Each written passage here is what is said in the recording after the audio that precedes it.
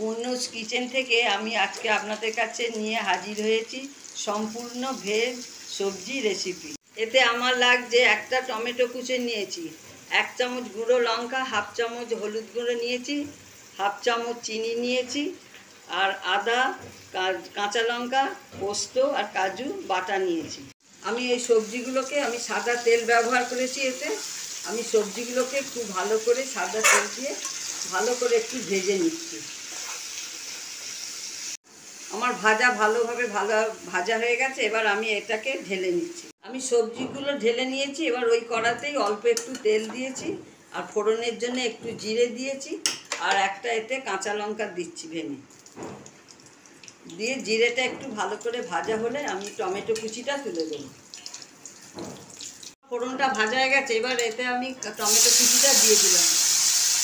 টমেটোর কুচিটা ভালো করে ভাজবো যতক্ষণ না নরম হবে। এটাকে আমি ভালো করে একটু ভেজে নিই। টমেটোটা আমার ভালো করে ভাজা হয়ে গেছে, সেদ্ধ হয়ে গেছে। আমি এতে অল্প একটু নুন ব্যবহার করেছি টমেটোটা সেদ্ধ হবার জন্যে। টমেটোটা নাড়ার সময় অল্প একটু নুন দিলে টমেটোটা ভালোভাবে সেদ্ধ হয়ে যায়।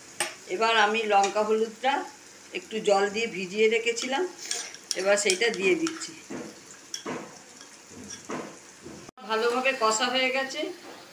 এবার কাজু, পোস্ত, আদা আর কাঁচা লঙ্কা দিয়ে আমি পেস্ট করে রেখেছি সেইটা দিয়ে দিচ্ছি। দিয়ে আবার এই ভালো করে মশলার সাথে একসাথে মিশিয়ে নেব। ভালো করে আর একটু কষছি। এটা খুব শুকনো হয়ে যাচ্ছে মশলাটা, ওই জন্য আমি অল্প করে একটু জল দিচ্ছি।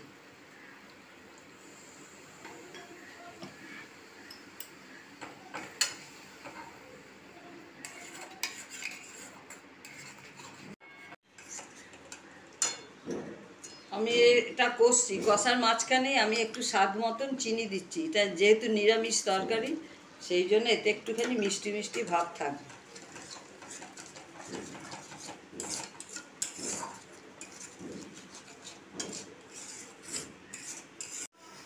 এবার আমি এতে একটু জল দিচ্ছি।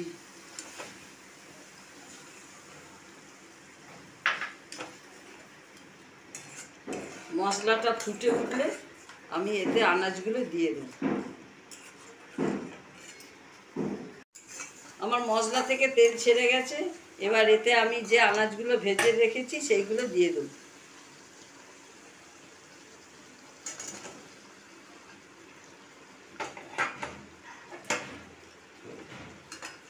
এবার মশলার সাথে আনাজটা ভালো করে মিক্স করে নেবো। ভালো করে নাড়াচাড়া করে মিক্স করে নিয়ে তারপরে এটাকে একটু চাপা দিয়ে রাখবো।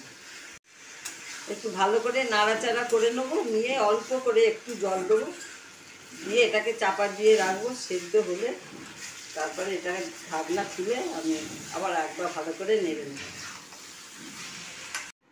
আমি নাড়ার পর একটু জল দিয়েছি, দিয়ে ভালো করে একসাথে নেড়ে চেড়ে এবার এটাকে আমি চাপা দিয়ে রাখবো। সম্পূর্ণ ভেজ সবজি আমার হয়ে গেছে। এই রেসিপি যদি আপনাদের ভালো লেগে থাকে তাহলে শেয়ার করবেন, লাইক করবেন আর সাবস্ক্রাইব করবেন।